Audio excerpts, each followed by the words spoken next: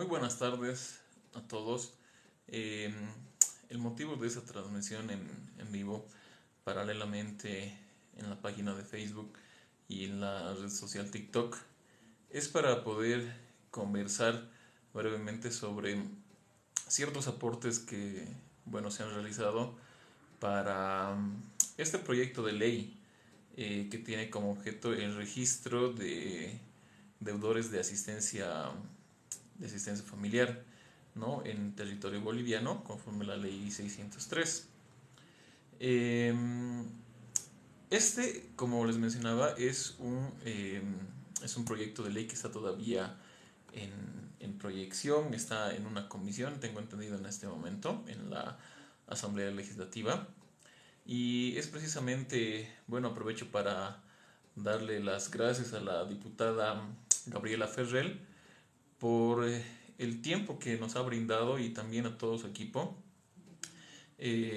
para poderle brindar ciertos puntos, ciertas sugerencias para poder nutrir de cierta manera, ¿no? Este proyecto de ley que como único objeto tiene hacer que el cobro de la asistencia familiar y que los derechos de los menores en este caso y beneficiarios sea realmente efectiva, ¿no?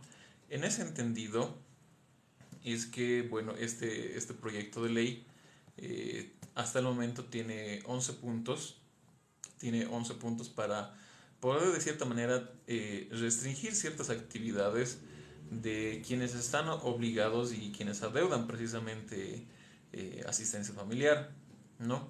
Dentro de estas 11 propuestas se encuentran, por ejemplo, restricciones para poder renovar el carnet de identidad, trámites ante CERECI para que no puedan contraer nupcias en entidades bancarias, no para que no puedan salir al exterior, para que no puedan ejercer algún cargo público, para que no puedan acceder a créditos bancarios y bueno, para que no puedan renovar pasaportes y ciertos tipos muy buenas propuestas que realmente creo que van a fortalecer esta coerción para poder realizar precisamente el cobro de la asistencia familiar, ¿no? Sin embargo, al tratarse de un proyecto de ley, necesariamente va a haber una modificación precisamente en lo que es la norma en materia familiar, en la ley 603. En ese entendido, si ya partimos del principio de que va a haber una modificación en esta norma, entonces creo que se ve pertinente el momento de hacer ciertas sugerencias y ciertos cambios en esta normativa, ¿no? Y los abogados, colegas que litigan en esta área van a poder entender perfectamente, ya que hablamos específicamente de la asistencia familiar en cuanto a la ejecución y el cobro, ¿no? Que es un trámite que de cierta manera, por, eh, por negligencia y por la misma dilación de los obligados o las obligadas, que generalmente son renuentes a otorgar asistencia de manera pronta y oportuna, dilatan este cumplimiento de manera dolosa y tiene solamente como afectados precisamente a los beneficiarios, que en su mayoría son niños y niñas menores de edad, en edad escolar, hasta menores con discapacidad, ¿no?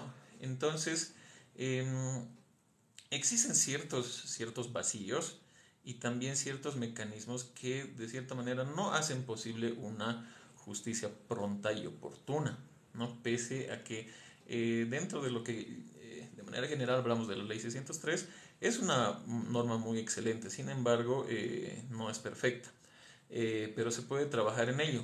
Y es a raíz de esto que esta propuesta, este proyecto de ley, eh, es realmente factible y viable si es que se la trabaja de manera adecuada y sobre todo con bases muy sólidas, con jurisprudencia y con bastante verificación, sobre todo de legislación comparada, ¿no? Eh, Mire, estamos hablando precisamente de este proyecto de ley para quienes están uniendo a la transmisión en vivo tanto por Facebook como por TikTok. Agradezco nuevamente a la diputada Gabriela Ferrer por permitirnos eh, escucharnos estas propuestas para que se nutra, reitero, este proyecto de ley, ¿no? Eh, para los que se van ingresando nuevamente a la transmisión, ¿no? Este proyecto de ley restringe ciertas actividades a los deudores de asistencia familiar y también se establece el registro precisamente de deudores, ¿no? A nivel nacional, ¿no? Entonces, como ya habíamos mencionado en un principio, eh, existen hasta el momento 11 puntos, 11 restricciones que de cierta manera podrían ser implementadas con una norma para modificar de cierta manera la ley 603.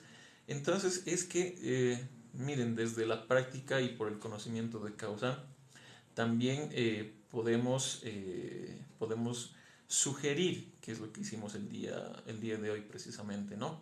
Sugerir algunos puntos que creo yo son fundamentales y además ya se encuentran dentro de lo que es la jurisprudencia. Específicamente hablando, existen varias sentencias constitucionales que nos hablan precisamente sobre varios aspectos para el cumplimiento de la asistencia familiar, ¿no? Como ciertos parámetros, ya cabe mencionar que se ha realizado una propuesta con diferentes puntos al equipo de la diputada Gabriela Ferrer, los cuales voy a pasar a disertar para que tal vez la gente desde su percepción pueda también aportar sugerencias para que este proyecto de ley sea una realidad, ¿no? ¿Qué es lo que pasa? Y vamos a interiorizarnos un poco más en materia. Cuando eh, no se desea presentar, proporcionar una asistencia para una persona beneficiaria, sea niño, niña o incluso adulto mayor, ¿no? De manera voluntaria se acude ante un juez en materia familiar para que esta exigencia sea formal, ¿no? Y para que precisamente el obligado tenga que cumplir por un mandato judicial la asistencia familiar, ¿no? En favor de los beneficiarios. Pero ya dentro de lo que es la práctica, el solo hecho de presentar una demanda conlleva un montón de requisitos que desde ningún punto de vista son difíciles, sino que más va por el tema de la economía de las partes, ¿no? Porque precisamente se está pidiendo asistencia porque no se cuentan con los recursos económicos suficientes para poder darle a una persona beneficiaria todos los beneficios que necesita. En ese entendido, partamos por ese hecho que ya de por sí cuesta iniciar una demanda de asistencia familiar, ¿no? Entre honorarios, fotocopias, diligencias, y eso sin tomar en cuenta que en ocasiones, bueno, en la mayoría de los casos y por experiencia, quienes están obligados a proporcionar asistencia son realmente renuentes. Se ha visto casos increíbles donde escapan de la ciudad, escapan del departamento, escapan del país, eh, infieren o propalan ofensas, niegan a los hijos, inclusive mismos abogados, ¿no? Que solamente se dedican a menoscabar los derechos de las mujeres, ¿no? Entonces, de alguna manera dilatan esta petición. Entonces, ya cuando se logra tener una sentencia a favor de un beneficiario, eh, esta sentencia no causa estado, es decir, que puede ser modificada en cualquier momento, puede incrementarse, puede reducirse, ¿no?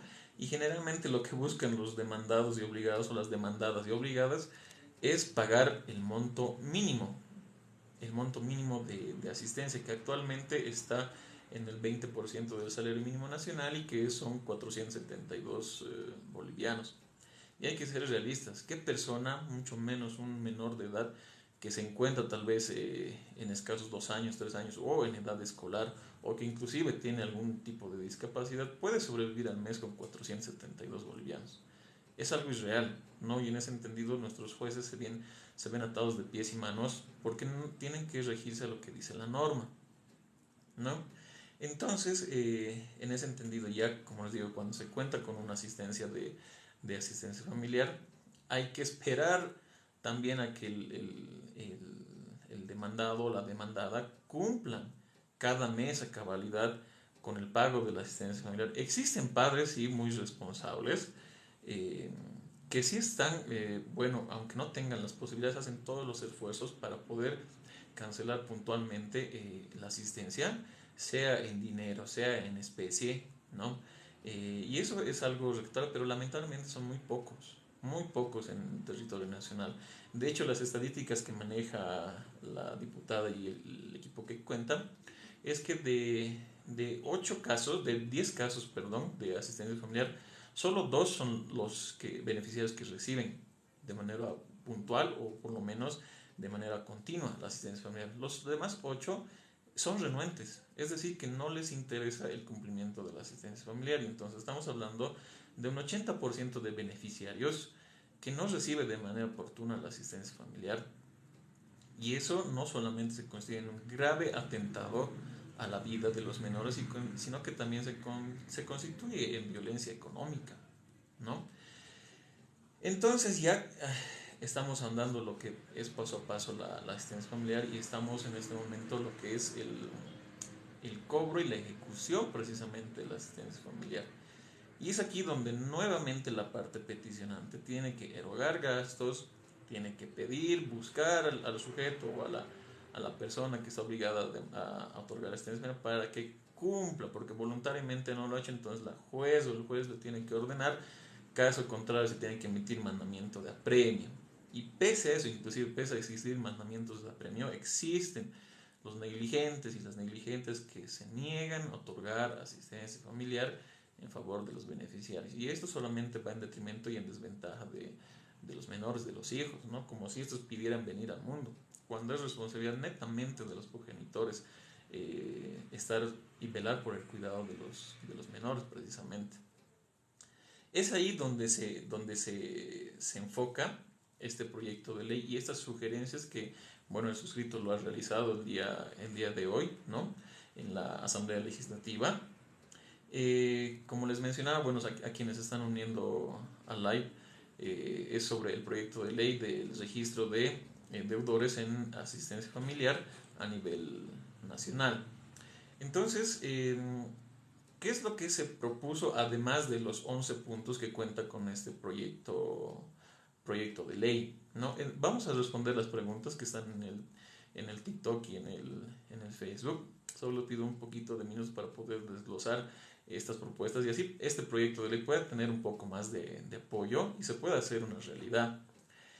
Entonces, si bien hay ciertas restricciones para instituciones como son el CEGIP, el CERECI, la ASFID, derechos reales, para no acceder a un cargo público, para no acceder a un crédito bancario, creo yo que esta es la oportunidad para, si es que va a existir modificaciones a la ley 603, se puedan implementar ciertos parámetros, ciertos artículos, o se puedan modificar, incluso derogar un artículo para que realmente las personas que están en estado de necesidad tengan el acceso pronto y oportuno a la asistencia. Entre estas propuestas que se ha realizado, ¿qué están? En la modificación a la ley 603, ¿no? Primero, insertar de cierta manera que los obligados o las obligadas, que pese a las liquidaciones y pese a las combinatorias de pago, paguen también las costas y costos que conllevan las peticiones de la liquidación de la asistencia familiar, porque no olvidemos que se tienen que recurrir al abogado, se le tiene que pagar por su trabajo, se le tienen que pagar por los memoriales, por las audiencias, para que se haga un cobro de un monto de dinero. Y si se dan cuenta, este monto de dinero que tendría que ser íntegramente para el menor, se reduce precisamente por estos gastos, estas costas y estos costos que tiene que erogar la parte peticionante. Entonces, creo yo que es factible que se puede presentar, que se puede modificar la ley, el artículo 415 en este caso, ¿no? Para que también los obligados paguen y cancelen y estén obligados sí o sí a pagar las costas y costos que conllevan a lo que es la ejecución de el pago de la asistencia familiar, ¿no? Como segundo punto que se ha sugerido es abreviar y protocolizar precisamente la ejecución de la asistencia familiar. Si bien existen varios artículos sobre la presentación de la prueba, el artículo 415 que les mencionaba cómo presentar la liquidación, no por meses vencidos y demás, creo que existe la manera de abreviar un poco este procedimiento para que no se dilate. Efectivamente, el derecho a la defensa es inviolable, pero estamos hablando del derecho de niños y niñas que pero por constitución tienen supremacía en sus derechos. Es decir, que tenemos que velar sí o sí los derechos de los menores y beneficiarios. Entonces creo que desde mi punto de vista puede abreviarse en plazos y en todas estas actuaciones para la ejecución del cobro de la asistencia familiar. Como tercer punto, y eso también está en el proyecto de ley, pero de cierta manera, ¿no? Para que no se pueda adquirir a créditos bancarios por parte de los que adeudan asistencia familiar, eso también incluirles a lo que se conoce como central de riesgos. Porque al fin y al cabo la asistencia familiar devengada es una deuda, ¿no? Entonces eso no da fe de una persona que tenga buen historial crediticio ni nada por el estilo, ¿no? Entonces de esa manera puede haber un método de coerción para que estas personas estén obligados y tengan en su conciencia de que tienen que proporcionar asistencia pronta y oportuna.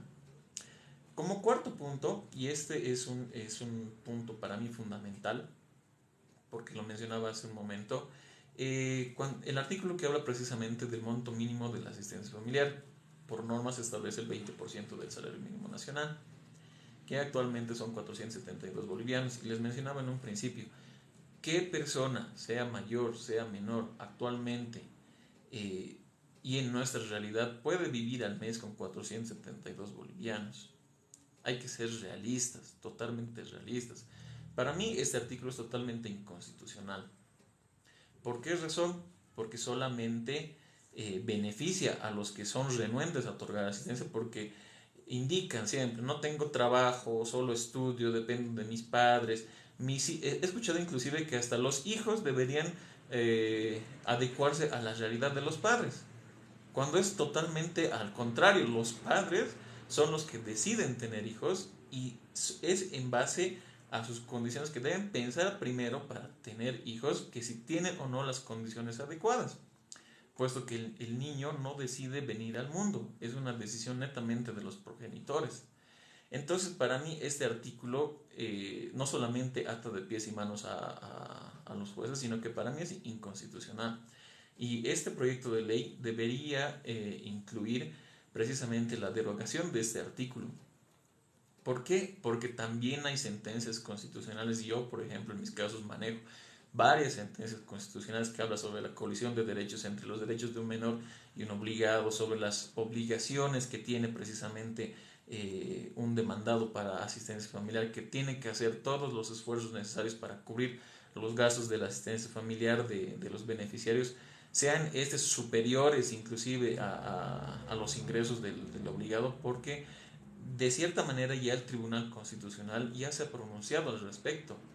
Ya ha dicho el Tribunal Constitucional mediante varias sentencias que los obligados tienen que hacer todos los esfuerzos necesarios. En pocas palabras, en palabras elegantes, se dice trabajen para que les den a sus hijos todo lo que merecen y punto, nada más. No hay excusas de que no trabajo, de que vivo con mis papás y demás. No, esas excusas ya se acabaron, ¿no? Todo depende de la fundamentación que uno hace al momento de hacer una petición, un proceso de asistencia familiar.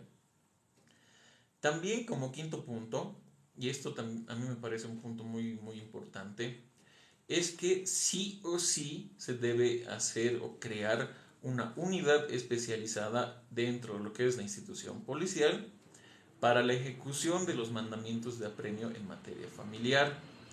Escuché pues, solamente por noticias, ¿no? Que estaba como idea la creación de esta unidad. Sin embargo, hasta la fecha es solamente eso, es una idea, son palabras.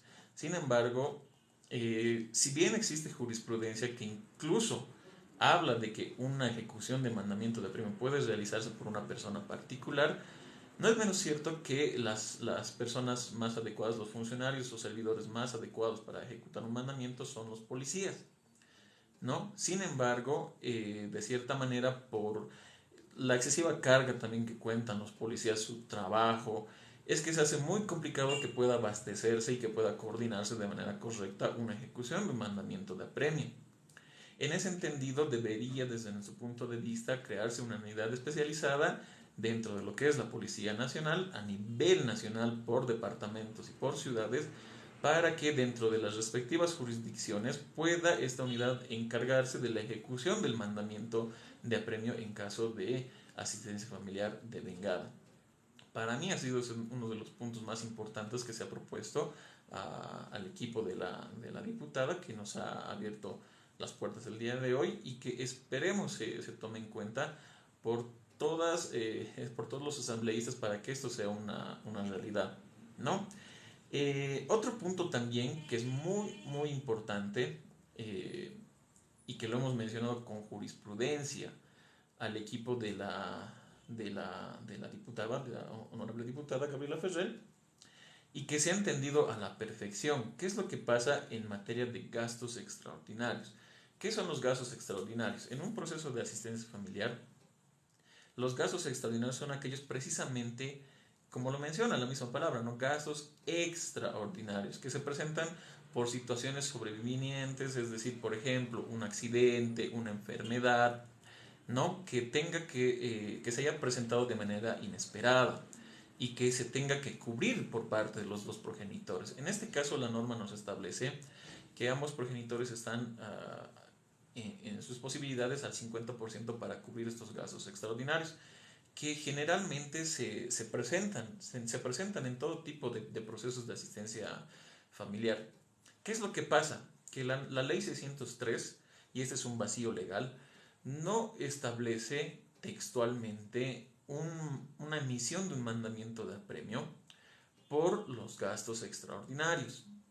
En algunos juzgados sí los han emitido, pero se han presentado acciones de libertad, ¿no?, ante estas emisiones de mandamientos de apremio. ¿Y qué nos dice el Tribunal Constitucional? Existen ya como cuatro sentencias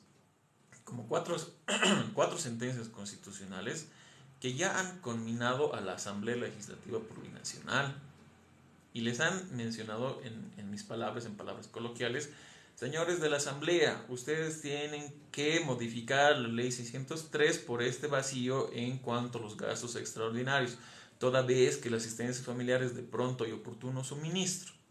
Y se les ha conminado hasta ahora tengo entendido, 4 ocasiones, desde el 2017, que ya existen varias sentencias constitucionales para que puedan realizar esta modificación a la ley 603.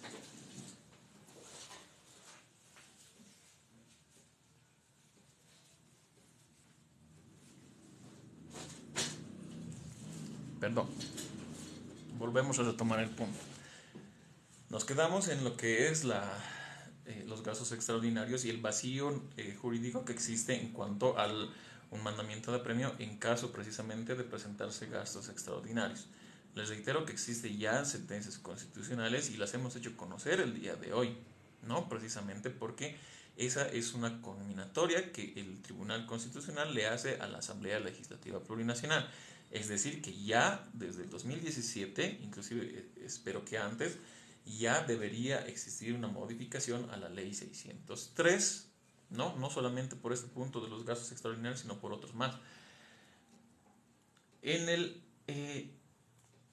otro apartado, ya tomando en cuenta también las observaciones que recibieron a este proyecto de ley, indicando que en algunos casos, ¿no?, ya nos vamos al otro lado de la moneda, que de cierta manera en algunos procesos se utiliza a los niños como mecanismo de extorsión para poder obtener un monto de asistencia, casado con un falso proceso de violencia intrafamiliar, para de esta manera privar a los menores de la presencia de uno de los progenitores. Y este también es un hecho real, por donde se vea. En su mayoría, lamentablemente, y por el mal trabajo, mal asesoramiento que yo veo en muchos casos, lamentablemente y de manera indiscriminada se utiliza la ley 603 para simular delitos y hacer acusaciones y denuncias falsas por violencia con el único objetivo de extorsionar y pedir un monto más de asistencia familiar o inclusive de alejar a los hijos de los progenitores que no tienen la guarda, ¿no? Y ese es un hecho real. No es tan amplio como aquellos que son renuentes a otorgar asistencia, sino que es un número menor, llamémoslo así, pero no menos significativo. Y es realmente importante. ¿Por qué? Porque puedes divorciarte, puedes separarte de tu pareja, pero un padre, una madre nunca se separa, nunca se va a divorciar de un hijo, ¿no? Entonces, esa relación paterno-filial o materno-filial está garantizado por la Constitución. Entonces, ese es un tema también que se tiene que normar, se tiene que especificar. Ahora, en la ley 603, claro, se establecen los mecanismos para denunciar el incumplimiento del régimen de visita, pero lamentablemente con esta implementación y mal uso de la ley 603, ¿no? Es que se bloquea de cierta manera este acceso y este derecho que tienen los menores para la relación con el progenitor que no tiene la guarda. Entonces también se ha visto por conveniente insertar, modificar ciertos artículos para sancionar este incumplimiento de visitas, porque créanme, he visto casos extremos donde, bueno, con el debido respeto a las mamás, no son todas, pero casos extremos he visto donde las mamás realmente eh, simulan delitos, ¿no? Malutilizan la ley 348, hacen suplantación de identidad porque crean perfiles falsos de redes sociales, los tildan de violentos, de amenazadores, de un montón de cosas a los progenitores con tal de que se establezca unas medidas cautelares personales y restricciones para las visitas, algo que no debería realizarse, ¿no? Y desde mi punto de vista debe sancionarse también de manera más estricta esta negligencia de privar al menor del progenitor que no tiene la guarda. Esos son los puntos básicamente que se han propuesto el día de hoy. Bueno, hay más propuestas, más puntos que tocar. Sin embargo, se hace esta pequeña transmisión porque este proyecto de ley realmente es muy bueno y necesita el apoyo no solamente de los asambleístas, sino de la población en general y más aún de las personas que están precisamente en esta situación, en este estado de necesidad o que se identifican con estos casos que mencionamos a lo largo de la transmisión. Esperemos que dé buenos resultados. Nos hemos comprometido nosotros a hacer llegar de manera física y reitero el agradecimiento a la diputada Gabriela Ferrer. Nos hemos comprometido para hacer llegar en físico, ¿no? Toda esta jurisprudencia, todos estos puntos para poder concretizar este proyecto de ley para que sobre todo se garanticen los derechos de los niños y niñas y de los beneficiarios en nuestro país, ¿no? Espero les haya gustado esta transmisión y bueno, a ver, vamos a pasar a responder algunas de las preguntas que dicen en TikTok. Permítame un segundo.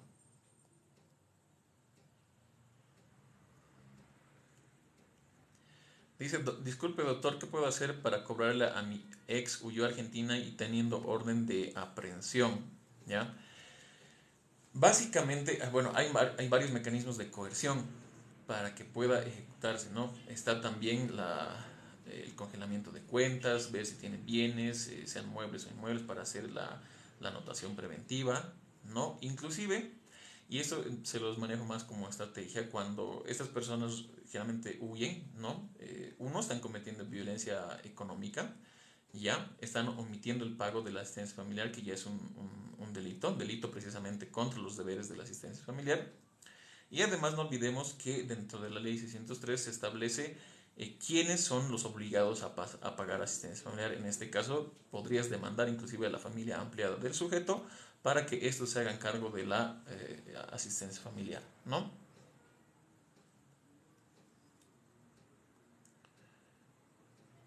Doctor, ¿podría explicar con ejemplos cada efecto devolutivo, diferido, suspensivo, en qué proceso se da?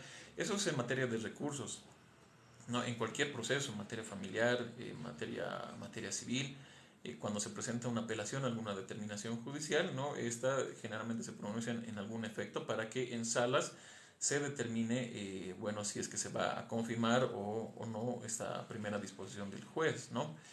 mucho depende de la causa y del proceso.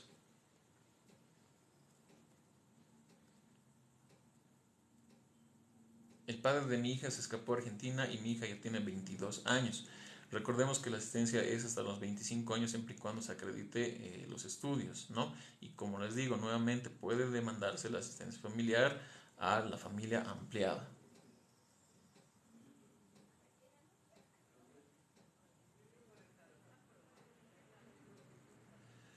¿Dónde demando al deudor?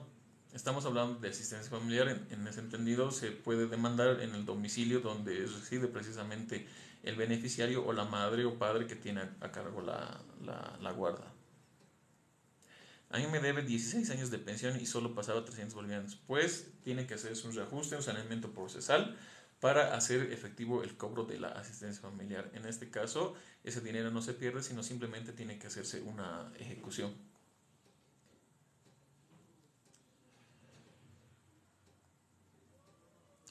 Muchas gracias, doctor. Ojalá pueda mejorar y endurecer las leyes porque los niños no viven de excusas. Correcto, correcto, precisamente. Y les comento con un ejemplo, que es uno de los casos más, discúlpenme la manifestación, más absurdos, las fundamentaciones más absurdas tanto de la abogada como del demandado, decir en su respuesta a la demanda que son los niños los que deben adecuarse a la realidad de los padres y a la economía de los padres, cuando es totalmente falso, absurdo y poco creíble.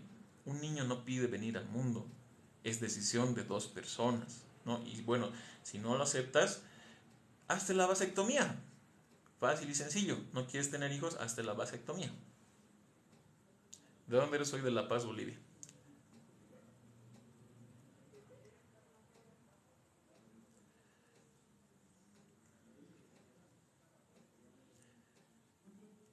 Si el hijo no quiere saber nada del padre desde hace años, el padre tiene que seguir pagando manutención a su asistencia. Se fija la asistencia y se tiene que pagar desde la citación con la demanda. El tema de las visitas y demás, o de inclusive la pérdida de la autoridad paterna o materna, es otra materia, ¿no? Es otro proceso. Muy independiente de lo que es la asistencia. En este caso tendría que seguir pagando.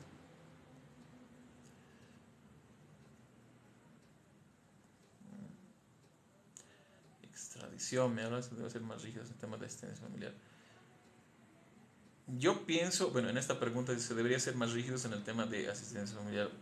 Rígidos sí, pero también se podrían acortar los plazos, ¿no? Y mucho también depende de la estrategia de cada abogado, de poder hacer que el proceso sea más rápido, que tenga más celeridad. Y eso es básicamente con las pruebas.